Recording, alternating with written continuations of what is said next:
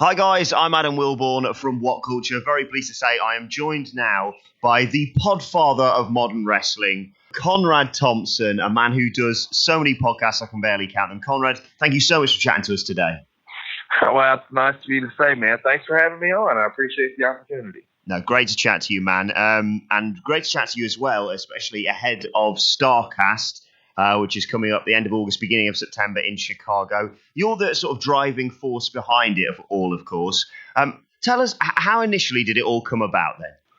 Well, I really like the idea of continuing the tradition of the NWA Legends Fan Fest that Greg Price put on in Charlotte for many years. It sort of became almost like a wrestling family reunion for me and a lot of my friends from around the country. It was our only chance to see each other.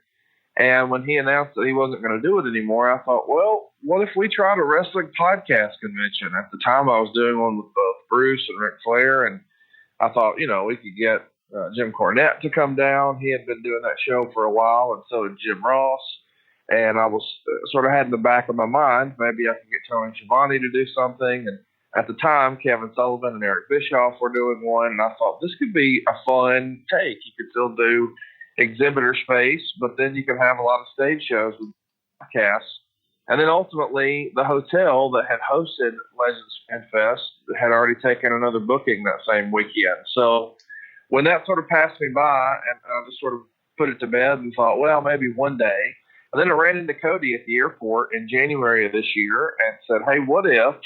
And we started trading text messages, and then I emailed him a real proposal of sort of what my vision for it was. He got with the Bucks, and they dug it, and here we are, man. We're the official convention partner for All In, which was maybe not the original plan, but certainly worked out better than anything we could have ever imagined. Well, exactly. It really has just gone on from strength to strength since it was obviously first hinted at, and then what's gone on since then. The names that you've got associated with this, I mean, if you had half the names associated with it, it would still be phenomenal. But how excited are you? Because we've got so many people who are featured there. Obviously, All In is going to be an amazing show as well. It must be such a joy to be a part of something like that. It is, man. We're thrilled to have the association with Cody and the Young Bucks. I've gotten to know Cody pretty well through this process, and we've really hit it off. And I think we have a similar approach towards trying to bring value to the fans and offer something different, something unique. And then, of course, I'm able to catch up with a lot of my old podcast buddies and create new opportunities for them. And now, instead of me having to reach out and chase folks down and sell them on the idea, people are coming to me saying, hey, can I come? And that's not anything I ever imagined would be the case. But yeah, Cody has used the phrase Woodstock of wrestling. And I think that's going to catch on, man. This is going to be the place to be, Chicago, Labor Day weekend. Exactly. And not only, obviously, has there been amazing ticket sales and such a buzz around it on the internet, but the events, or some events, are going to be streamed live on Fight TV too. So if people can't make it, for example, UK fans, they can still catch up on what's going on as well. That's exactly right. We were really fortunate to have a great association with Fight TV who came to us and said, hey, what if?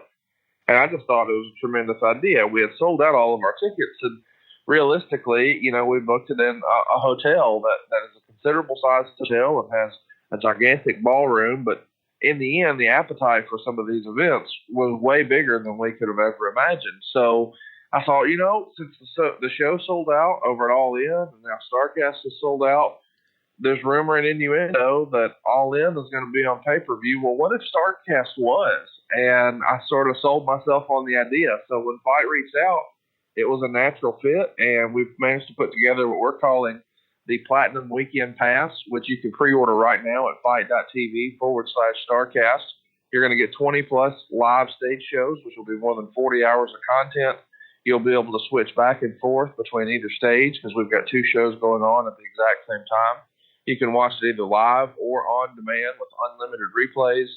And for the first, several orders, or even including a piece of the All-In ring canvas. Saw that, yeah. Guys have obviously generated a lot of interest in that show, and there's only going to be the one ring canvas, and when it's gone, it's gone. And WWE does this for every pay-per-view, but if you're asking me, would I rather have a piece of the ring canvas from Money in the Bank or All In? It's a no-brainer. This is the biggest and most important show of the year, and this is your chance to claim a piece of wrestling history, because I'm sure people are going to be talking about this show for the rest of our lives. Oh, unquestionably, it's going to be an amazingly historic event. And obviously, Starrcast, as we said, names like Kevin Nash, Scott Hall, DDP, Jeff Jarrett, X-Pac. I could go on and on and on. I know you can't be too biased as the driving force behind Starrcast, but what are some of the big things that you're most looking forward to?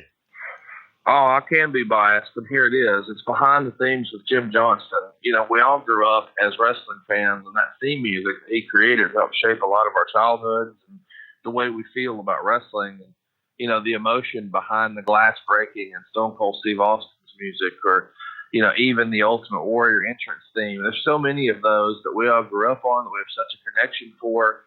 And the guy who put all that together has really sort of been behind the scenes. He's like the Wizard of Oz of wrestling, where we know he exists and we know he creates all this genius material that we've all grown to love, but we don't ever really see him or hear from him. And so this will be a really big deal. It's really Jim's first public appearance since his departure from WWE. And even when he was with the company, he was very, very rarely making any sort of appearances. And he's going to join Sean Mooney in what we like to call Behind the Themes. And he's going to take you through the creative process. He's going to have some instruments with him, and we'll have some video to accompany it. And it should just be a once-in-a-lifetime opportunity, because he's never done anything like this before. And frankly, it's probably not in his personality to ever do another one. But I'm going to wore him down for about 6 months, and then eventually he acquiesced and he committed. And Behind the Themes is the thing I'm most looking forward to. But we've got other events like the Death of WCW panel that a lot of people are looking forward to. R.D. Reynolds, who wrote that book, is going to be on stage with Kevin Sullivan and J.J. Dillon, and maybe most famously Eric Bischoff, and Dave Penzer will be our host. Jeff Jarrett is going to do a behind-the-scenes look at all things TNA, and Don West is going to join him, and we've got a couple other surprises there to talk about that one. An NWO reunion, the roast of Bruce Pritchard. We've got guests lined up that we can't advertise, and you can probably figure out why. There's just so many of those type events that it's hard for me to necessarily pick one, but just because I know we'll never probably see it again, Jim Johnston wins for me. Absolutely. I think you're completely right in terms of the fact that he's someone that I think every wrestling fan has a million questions they want to ask him about some of their favorite themes. And to hear it firsthand from him, like you say, from someone who rarely makes public appearances, it's going to be so intriguing. Yeah, I mean, you know, the idea that we get to sort of see him put together some of these theme songs, like even the Vader one. I don't know why I really liked that one, but I did. And I just think it's cool to sort of be in the room when he carries you through. Well, Vince said this, and Leon wanted, so I tried something like this, but then they really wanted more of this. And just that whole creative process, because all we really know is the final product. And the idea that we sort of get to see a peek behind the, because so much of this stuff has been written about. You know, lots of writers and lots of performers will do a podcast or write a book or do a shoot interview, and they'll tell you some of the what almost happened or what could have been. And I think it'll be cool that we finally get to hear some of that about the overall presentation. And maybe the biggest piece of the presentation was the theme music. I'm sure there's lots of songs that were maybe meant for someone else, and then they wound up with a different superstar, and maybe there was a little tweak here or there, and all that stuff. That extra little bit of info that we've never heard before just fascinates me, and that's why I'm excited about it. Exactly. And WhatCulture 2 are all in. We are sending our very own Simon Miller down to Starrcast. And we were speaking a little bit before this about something we could possibly get him to do whilst he's down there. Obviously, he's going to be chatting to everyone involved with Starrcast and all the personalities you've got down there. But there's bits and bobs that you can do as part of All In. Marty Skrull, I know, is doing some karaoke. There's DDP obviously there. There's promo sessions. Do you think we could get Simon doing those sorts of things? I know you've expressed an interest in getting him really heavily involved in those sort of things before. Oh, absolutely. You know, we've got two different karaoke sessions. One will be after the roast, and Bruce Pritchard will be there, as well as Jeff Jarrett. And there's no telling who else on that panel might want to do a little karaoke. But Marty Skrull is going to do his own elite karaoke session. We've got a Papa Buck jam session. DDP is going to be there doing DDP yoga. And there's even going to be an opportunity for fans to call wrestling matches with some of their favorite commentators, like Ian from Ring of Honor, or maybe even somebody from Impact, or Tony Schiavone, for instance, will be there with what looks like the old TBS backdrop, and he'll have on his JCP Sports blazer and an old school microphone, and you'll be able to cut a promo on what looks like the old TBS set. But as if that wasn't enough, you could put on a real Ric Flair robe and hold the actual big gold belt, the NWA World Heavyweight Championship, not a replica, the real deal, and cut a promo with Tony Schiavone. And if you time it right, Arn Anderson and Tully Blanchard will be there with their real ring-used blue NWA Tag Team titles. And in the back, sort of fiddling with his glasses, maybe scratching his chin, J.J. Dillon will be there too. So you can create the ultimate Horseman promo, and I can't think of another place to do that other than Starrcast. But you can still watch all this fun at fight.tv/Starrcast. It strikes me that this is sort of like a wrestling Disneyland you pulled together.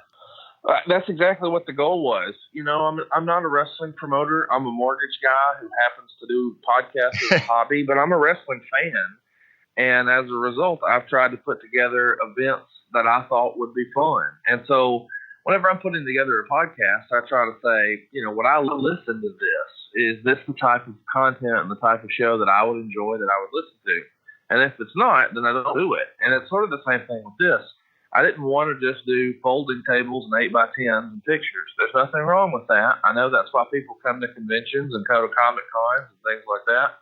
But I really wanted to turn the volume up. I wanted an experience. I wanted this to be a fantasy camp of sorts. Years ago, we used to hear about like rock and roll fantasy camps or baseball fantasy camps where you get to go out and play on a major league field and swing that with some of the pros and all that stuff that really, as wrestling fans, we don't ever get to do.